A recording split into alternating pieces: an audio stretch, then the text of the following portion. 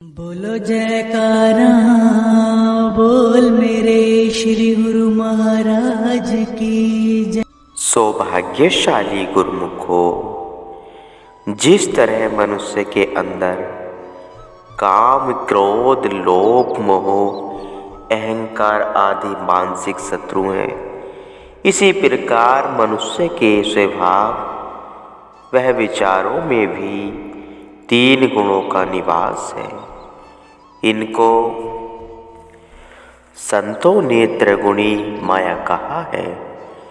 इनके नाम सत्वगुण, रजोगुण व तमोगुण हैं। ये तीनों इतने सूक्ष्म हैं कि इनको सरलता से कोई भी मनुष्य देख नहीं सकता और न ही इनकी प्राकृतिक व स्वभाव को समझ सकता है। इनके संबंध में ही इतना ही बता देना आवश्यक है कि ये गुण प्रत्येक मनुष्य में एक समान नहीं पाए जाते। अगर किसी में सत्वगुण अधिक होगा तो रजोगुण व तमोगुण कम होंगे। जहाँ रजोगुण वह तमोगुण की विशेषता होगी, वहाँ सत्वगुण नामात्र होगा। मनुष्य के स्वभाव, प्राकृतिक तथा आहार से इन गुणों का परिवर्तन हुआ करता है। जो मनुष्य इन 3 गुणों की विशेषता से भली प्रकार परिचित होता है, फिर उस मनुष्य को इस त्रिगुणी माया से छुटा सकना सरल हो जाता है। तमोगुण में आलस्य, प्रमाद, स्वार्थता, असावधानी वह दिल में मलिनता भरी होती है, जिससे लोभ वह मोह की उत्पत्ति होती है। रजोगुण के कारण दिल में चंचलता व अशांति पाई जाती है। इसमें काम, क्रोध, अहंकार की अग्नि छिपी रहती है। सत्वगुण दोनों गुणों से विपरीत मन में सत्वगुणी विचार आने पर परमात्मा की प्राप्ति का मार्ग सरल हो जाता है। मनोवृत्ति, भजन अभ्यास व सत्संग इत्यादि श्रेष्ठ कार्यों में अनियास लगती है। वैसे इन 3 गुणों को माया की सीमा कहा जाता है। नमूदार माया से 3 गुण सतोगुण, रजोगुण, तमोगुण यह सुन। जो है लाफना रूह तन में फुके, यह गुण कैद करते हैं इसको वे। आत्मा जिसको सत्पुरुषों ने अमर कहा है, जिसका निवास शरीर के अंदर है, उसको इन 3 गुणों ने अपनी कैद में रखा हुआ है। मनुष्य की कमाई ये तीनों मिलकर रात दिन लूटते रहते हैं। मन में दूषित वह नीच विचारों का होना तमोगुण है। मध्यम विचार अथवा भोग ऐश्वर्यों के पदार्थों की प्राप्ति का यत्न करना रजोगुण है। ऊंचे वह श्रेष्ठ विचार सत्वगुण कहे गए हैं। मनुष्य के विचारों में तमोगुणों की अधिकता जीव को 84 लाख योनियों में धकेलती है। जब तक यह जीव स्वयं को 3 गुणों से स्वतंत्र नहीं कर लेता, मोक्ष की प्राप्ति नहीं हो सकती। तमोगुण, रजोगुण वह सत्वगुण की प्रकृति वह स्वभाव को समझने के लिए नीचे एक दृष्टांत दिया जा रहा है। एक ब्राह्मण अपने गांव में भागवत की कथा किया करता था। यही उसका अपना वह उसके परिवार का एक मात्र निर्वाह का साधन था। कथा करने पर जो कुछ चढ़ावा चढ़ता उसी से यह गरीबी से जीवन व्यतीत करता था। इसी प्रकार निर्धन अवस्था में रहने के कारण पंडित जी ने दिल में सोचा कि अपने देश के ब्राह्मणों को सम्मान कम मिलता है। जैसे कहा भी है, घर का जोगी जोगना आन गांव का सिद्ध। ऐसे विचार उसके मन में उठा करते थे कि यहाँ रहकर तो मैं कष्टों से छूट नहीं सकता। अतएव उसने किसी दूसरे शहर में जाने का निश्चय किया। पंडित बुद्धिमान था ही। वह बगल में पोथी पत्रा दाब कर घर से निकल पड़ा। दिन भर तो यात्रा करता और जहाँ भी संध्या पड़ जाती वहीं रात ठहरने का निश्चय कर लेता। वह किसी मंदिर में ठहर कर कथा करनी शुरू कर देता। उस स्थान पर जो चढ़ावा चढ़ता वह अपनी जेब में रख आगामी पड़ाव की सोचता।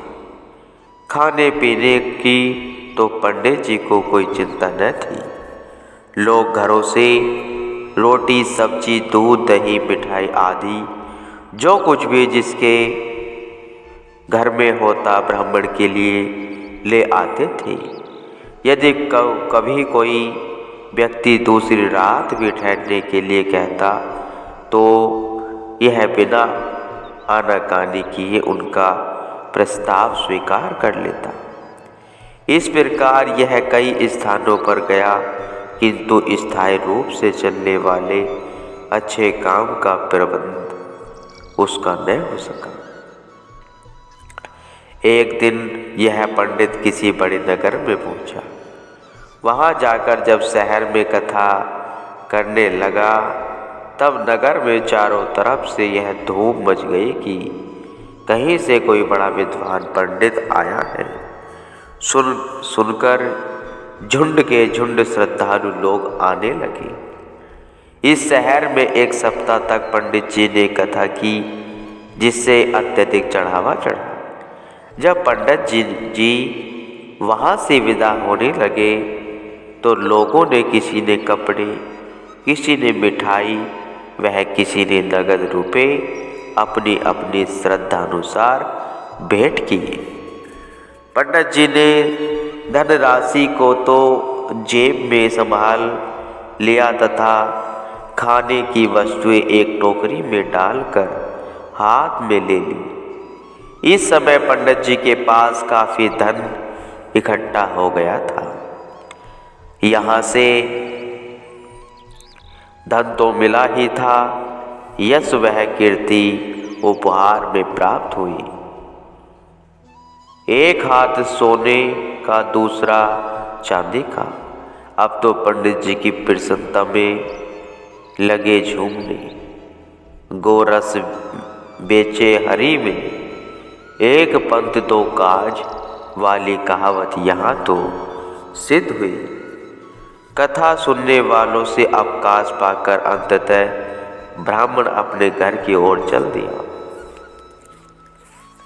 घर से आते समय पहले तो ब्राह्मण गांव घूम कर आया था, परंतु अब तो यहाँ से सीधा ही इसने अपने घर लौटना था।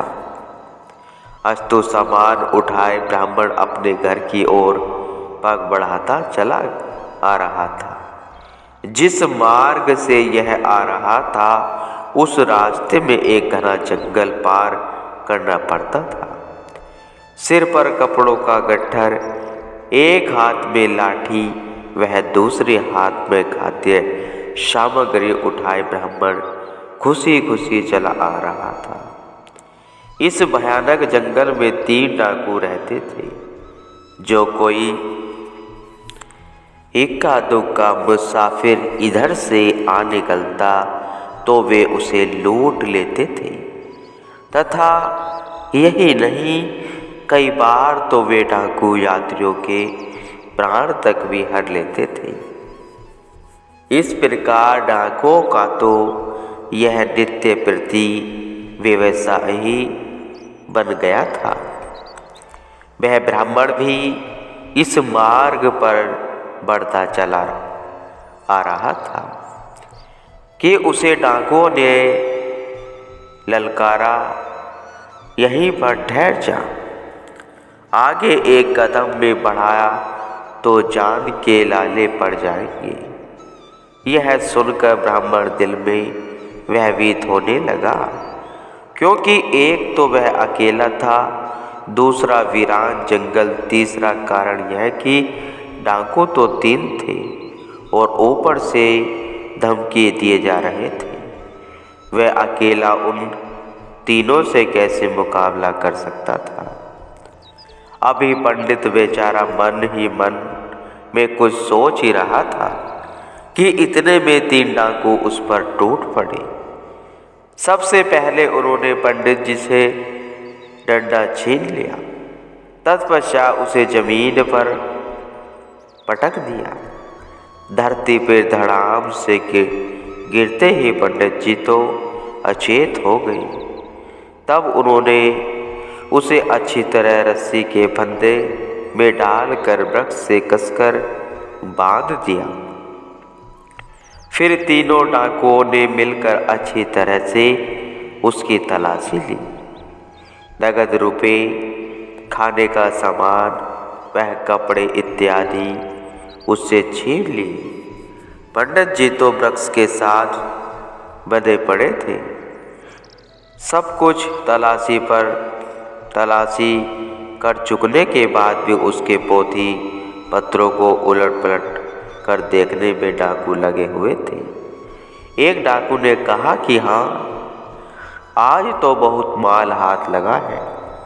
प्रातः किसी अच्छे का मुँह देख कर उठे थे। डाकू पंडित जी को वहाँ पर बंधा छोड़कर सब सामान घर पर रखने के लिए आए।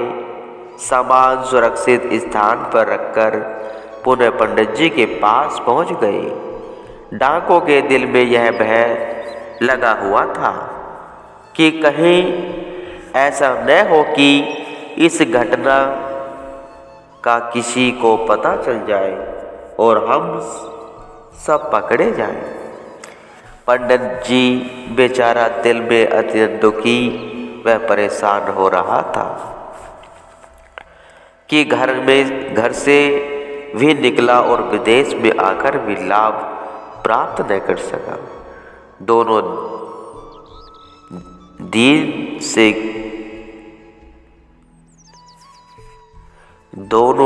से गए पांडे, हलवा मिला न मांडे। मेरी तो ऐसी ही दुर्दशा हो गई। हाथ पांव वृक्ष से बंधे हुए थे, जिससे हिलना जुलना तक भी कठिन था। डाकुओं ने आते ही उसे धमकाना शुरू कर दिया।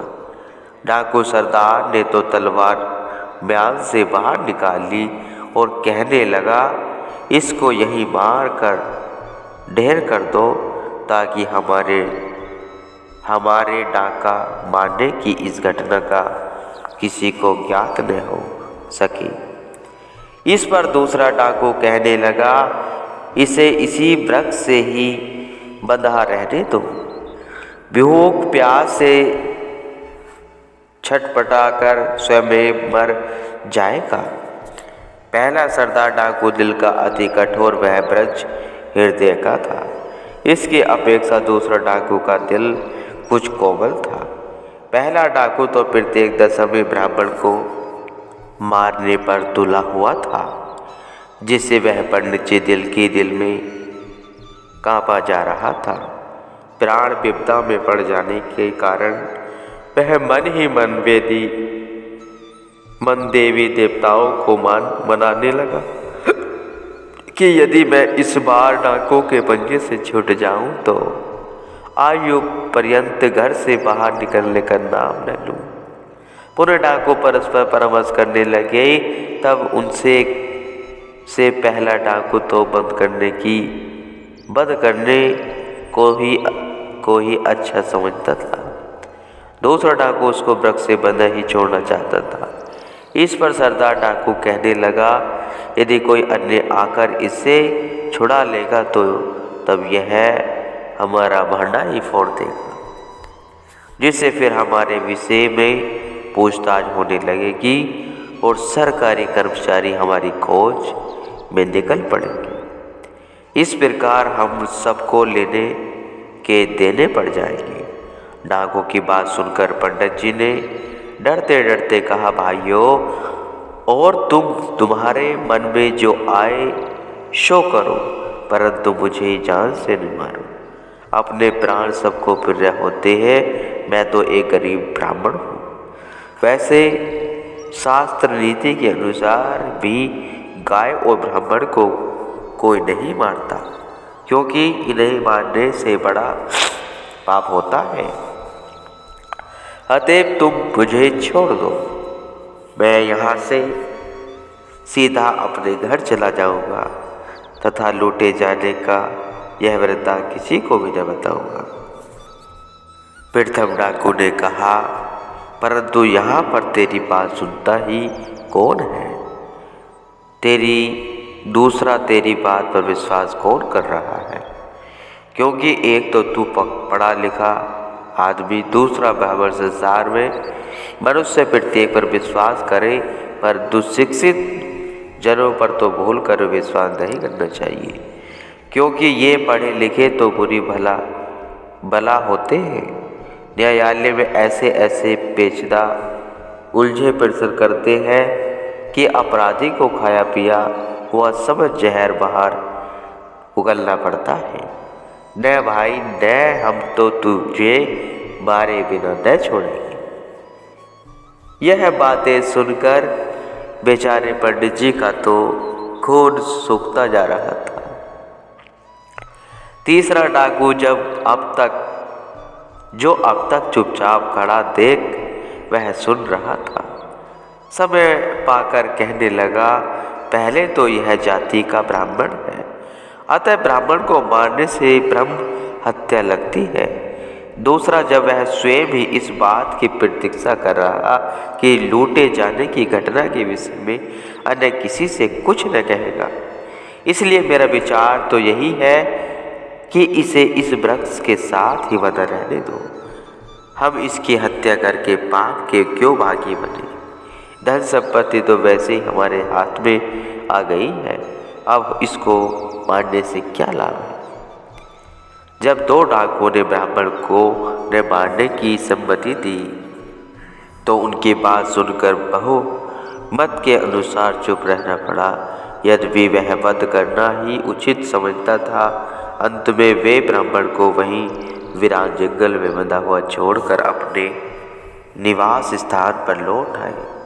सायंकाल हुआ। ब्राह्मण वृक्ष के साथ बंधा हुआ इधर उधर देख रहा था।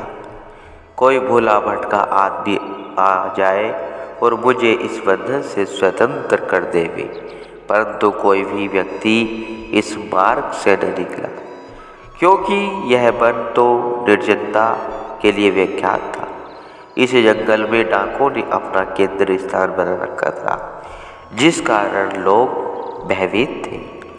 कभी कोई भाग्य का मारा यात्री इस वन में आ निकलता, जिसको डाकू द्वारा लूटे जाने का बोध न होता था, अथवा कोई अपने ही दुर्भाग्यवश खिंचा चला आए तो आ जाए।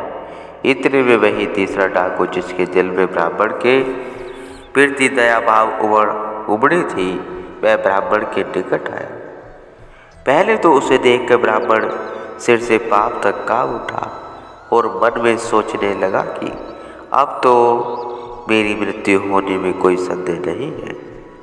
डाकू ने निकट आकर कहा, सुनो ब्राह्मण देवता, डरो नहीं, मैं तुम्हारा वध करने नहीं आया, अपितु इस बंधन से मुक्त कराकर तुम्हें तुम्हारे घर तक पहुंचाने आया हूँ। अतः अब तुम दिल से मृत्यु के भय को निकाल दो। मेरे साथियों का याद बस चलता तो मैं तुम्हें अवश्य मौत के घाट उतार देता, किंतु मेरा स्वभाव उससे भिन्न है। यह कहते हुए डाकू ने उसके हाथ पांव खोल दिए तथा साथ ही कुछ खाने पीने के भोज्य पदार्थ भी ब्राह्मण को दिए। संपूर्ण रात्रि चलते चलते पंडित जी उसके गांव के निकट पहुंचा दिया। इतने में सूर्य की लालिमा ने 10 दिशाओं को आलोक भर दिया। दिन चढ़ता देखकर डाकू विदा होने लगा। तब ब्राह्मण कहने लगा, भाई आपने मेरे प्राणों की रक्षा की है, अतः मेरे घर पर चलो। वैसे मैं आपके इस उपहार का बदला चुका तो नहीं सकता, परंतु आपको अपने घर ले जाकर आपका आतिथ्य करना चाहता हूँ।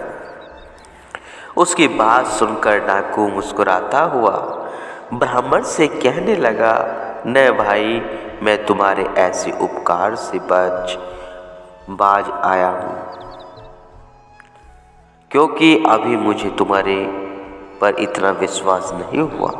वैसे भी डाकू लोग पढ़े लिखे लोगों पर विश्वास नहीं करते, इसी कारण मुझे तुम पर विश्वास नहीं हो रहा। यह क्या कम है कि जो मैंने तुम्हें तुम्हारे घर तक पहुंचा दिया, अब किसी प्रकार का तुम्हें वह नहीं करना चाहिए। जाओ, नाक की सीध में अपने घर चले जाओ तथा मैं भी अपने राह लेता हूँ। यह कहकर डाकू उल्टे पांव ऐसे दौड़ा कि फिर उसे किसी ने न देखा। दुखों का मारा ब्राह्मण अपने घर आया। जैसे अपने जीवन में पहले कंगाल था, वैसा ही अब भी कंगाल का कंगाल बना रहा। प्राणों से मारने के विचार वाला डाकू मन की मूढ़ अवस्था व कठोरता तमोगुण है। रस्सी से बांधने वाला डाकू मन की चंचलता रजोगुण है। बंधन से छुड़वाकर जंगल से बाहर घर तक पहुंचाने वाला डाकू मन की निर्मलता सत्वगुण है। अब इन तीनों गुणों की विशेष व्याख्या सुनिए। पहले शुभ कर्म करके तमोगुण की मूढ़ अवस्था को बदलो, फिर उपासना तप साधन करके रजोगुण की चंचलता को बस में करो। उसके पश्चात मन में जो ज्ञान का भाव है, यह सत्वगुण है। इसके उदित होने पर ज्ञान की उपलब्धि होगी।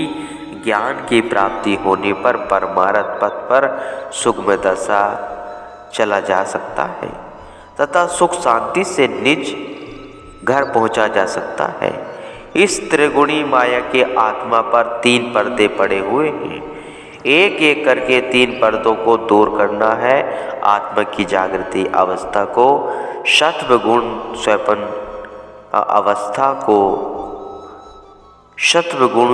अवस्था को रजोगुण, सुसुप्ति अवस्था को तमगुण कहते हैं। चौथा पद निर्माण पद अथवा दुर्य दशा इनसे ऊपर है। इस त्रिगुणी माया की सीमा में से निकलने के बाद ही चौथे पद की प्राप्ति होगी। इन तीनों गुणों का भोजन के साथ गहरा संबंध है। आहार पर संयम न होने से रजोगुण व तमोगुण बढ़ते हैं। इसका वर्णन भगवान श्री कृष्ण जी ने गीता के 17वें अध्याय में इस प्रकार से किया है। हे सा गाना जो हद ओ एमाल रख सकावत गिजा, अब वाया करता हूँ जिनको शौक है जिस किस्म का। भोजन, यज्ञ, तप वह दान, यह 3 प्रकार के हैं। इनमें सबकी रुचि अलग अलग से है। हे अर्जुन, अब तू उन सब के भेद सुन। जो भोजन आयु, अब स्वास्थ्य एवं शरीर को प्रसन्नता और स्फूर्ति देता है। साधारण भोजन स्वादिष्ट, अच्छा वह शक्ति प्रदान करने वाला है। शतोगुणी स्वभाव के मनुष्य उसे पसंद करते हैं।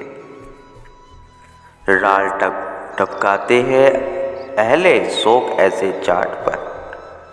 जो भोजन कड़वा, खट्टा, गर्म, नमकीन, चटपटा, रूखा व जलन पैदा करने वाला हो, जो कष्ट, चिंता व बीमारी का कारण बने, ऐसे भोजन को रजोगुणी वृत्ति रखने वाले लोग पसंद करते हैं।